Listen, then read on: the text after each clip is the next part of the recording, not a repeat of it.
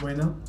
el día de hoy en este video les vamos a hablar junto a mi compañero Daniel sobre nuevos temas de integración y en mi caso les voy a hablar acerca de los acercamientos que ha tenido Israel con distintas naciones islámicas.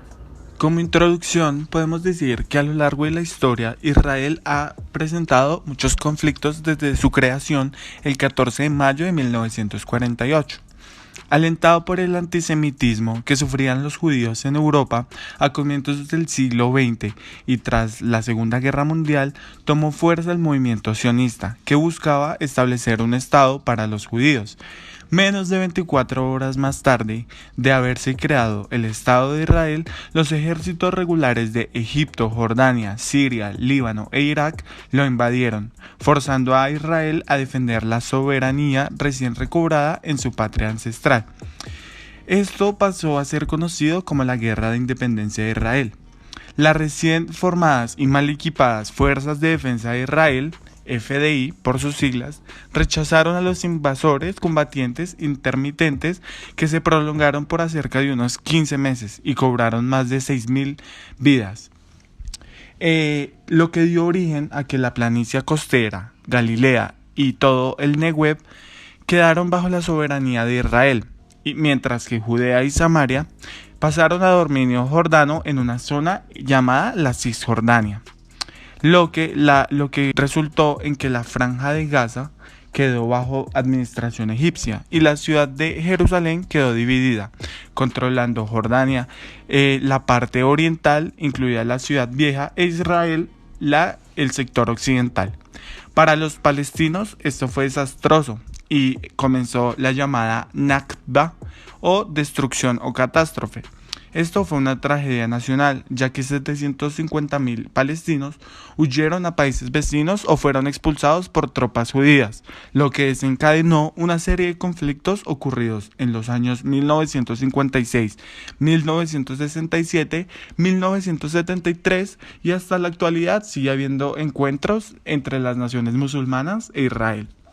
Sin embargo, en la actualidad ha surgido una lucha principalmente de Estados Unidos, encabezado por su presidente Donald Trump, que Israel retome relaciones políticas con alguna de estas naciones con las que en el pasado ha tenido y ha presentado conflictos. El día 23 de octubre, el presidente de Estados Unidos, Donald Trump, anunció que Sudán e Israel han acordado la normalización de las relaciones. Este es un paso importante hacia la construcción de la paz en el Oriente Medio, con otra nación que se une a los acuerdos de Abraham, mencionó el presidente mediante su cuenta de Twitter. De igual manera, tenemos que recordar que en el mes de agosto se produjo un acuerdo entre Israel y Emiratos Árabes, donde se logró un histórico acuerdo para normalizar sus relaciones, en el que además Israel se compromete a suspender sus planes para anexarse a grandes áreas de los territorios ocupados en Cisjordania.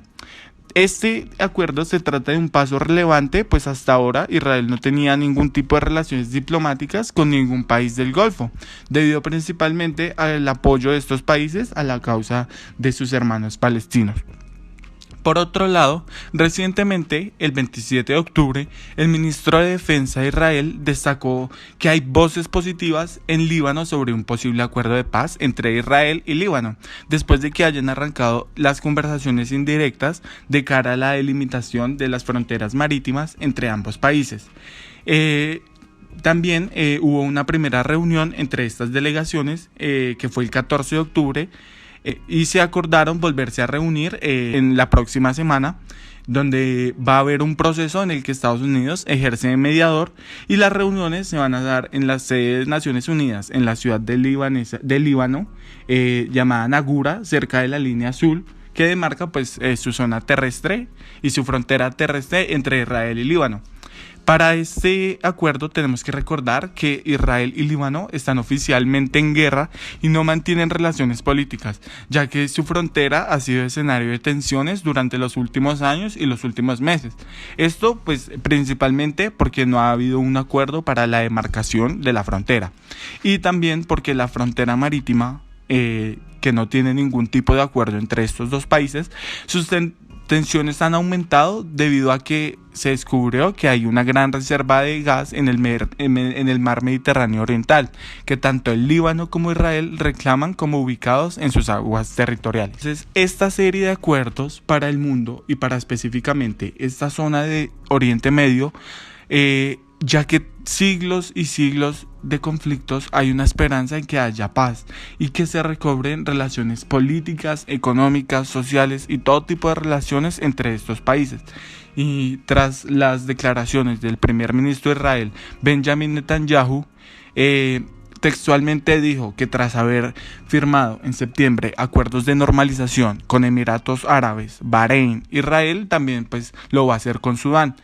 y habrá más países. También afirmó que Israel volverá a partir de ahora hacia el oeste, por encima de Sudán, gracias a los acuerdos que hemos logrado incluso antes de anunciar la normalización, hacia Brasil y América del Sur. Y también presumió que Israel estaba completamente aislado y ahora está conectado con el mundo entero. También es importante recordar que Colombia tiene un acuerdo vigente con Israel y esta serie de negociaciones que se han dado gracias principalmente al presidente Trump y a la ONU como mediadores va a ser positivo para nosotros, para fortalecer nuestro mercado en esta zona de Medio Oriente que históricamente ha estado plagada de conflictos. La Organización Mundial del Comercio estima para el año 2020 una reducción del 13% al 32% del comercio internacional de mercaderías, a raíz de la pandemia mundial originada por el COVID-19. No todos los sectores económicos están siendo afectados de la misma forma. Algunos de ellos se han adaptado muy rápidamente y muestran crecimientos bastante sorprendentes, como lo es el caso de las empresas de comercio electrónico transfronterizo. Comercio en línea funcione, tienen que seguir los siguientes factores, como lo son los avances de los desarrollos tecnológicos, como lo son banda ancha, fibra óptica, también la creciente cantidad de usuarios de Internet, que en 1987 era de 10.000, ya llegó a 4.100 millones de personas conectadas en 2018, y también pues los esfuerzos destacables de las empresas que hacen comercio en Internet para mejorar continuamente sus procesos y productos, como son eBay, Amazon, Walmart, Alibaba, Mercado Libre y otras plataformas, pues estas mejoran permanentemente las condiciones de servicio postventa, garantía del producto, entrega oportuna, seguros para proteger los envíos y programas de devoluciones.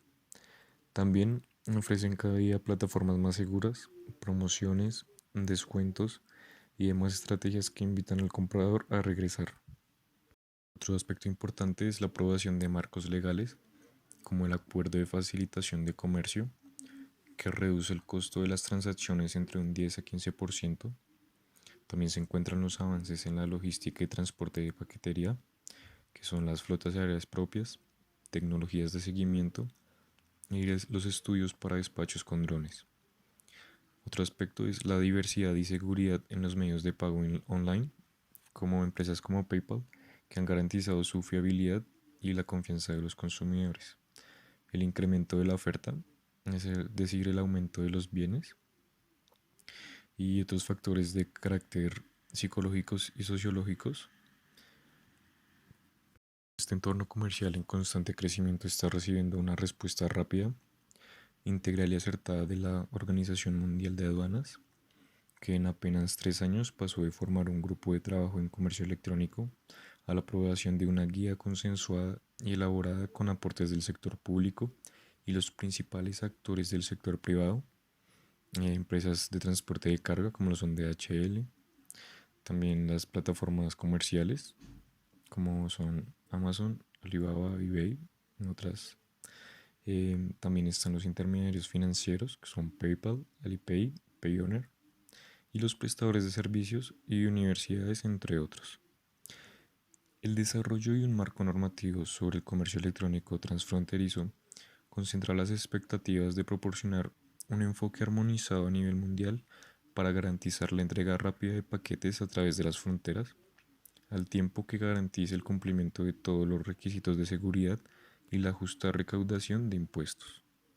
El trabajo principal de la OMA está focalizado en cuestiones relacionadas con el crecimiento en las transacciones de comercio electrónico transfronterizo, como lo es Business to Consumer y consumer to consumer, excluyéndose de su núcleo de preocupación de las operaciones de empresa a empresa, de empresa a administración pública, si bien pues resultan superiores a las primeras en valor y se tratan de operaciones habituales en el marco del comercio exterior. Esta se focaliza en el conjunto de operaciones de compra-venta de mercaderías que se realiza por medios electrónicos entre un comerciante y un consumidor o entre consumidores que residen en distintos territorios aduaneros con traslado de los productos mediante encomiendas postales o couriers. En el régimen postal y ante los desafíos que presenta esta crisis pandémica, la Unión Postal Universal, en forma conjunta con la OMA, han coordinado acciones tendientes al mantenimiento del flujo postal seguro, prohibiéndose que una parte del mismo, el correspondiente a la vía aérea, pase a la vía terrestre, atento a la cancelación de los vuelos con pasajeros, encontrándose bajo negociaciones con el retorno de los vuelos aéreos, pero solo con fines de carga. Por otra parte, en el régimen de courier, la Global Express Association, que es la asociación comercial global que representa a las empresas de couriers a través del grupo consultivo del sector privado, han elevado a la OMA una serie de iniciativas tendientes a asegurar el flujo comercial seguro con aplicación del distanciamiento social en las tareas de control aduanero. Bueno, y finalmente para concluir, pues es bastante interesante lo que está haciendo la OMA, porque toma una iniciativa bastante buena con respecto a las empresas que sufrieron una crisis por culpa de la pandemia. Pues el comercio en línea abre muchas puertas en el mundo, ya que también es una nueva forma de integración. Eso es lo que está haciendo al querer abrir sus regímenes y abriendo puertas a todo hacia el comercio exterior con base a la comunicación, el internet y distintas plataformas digitales.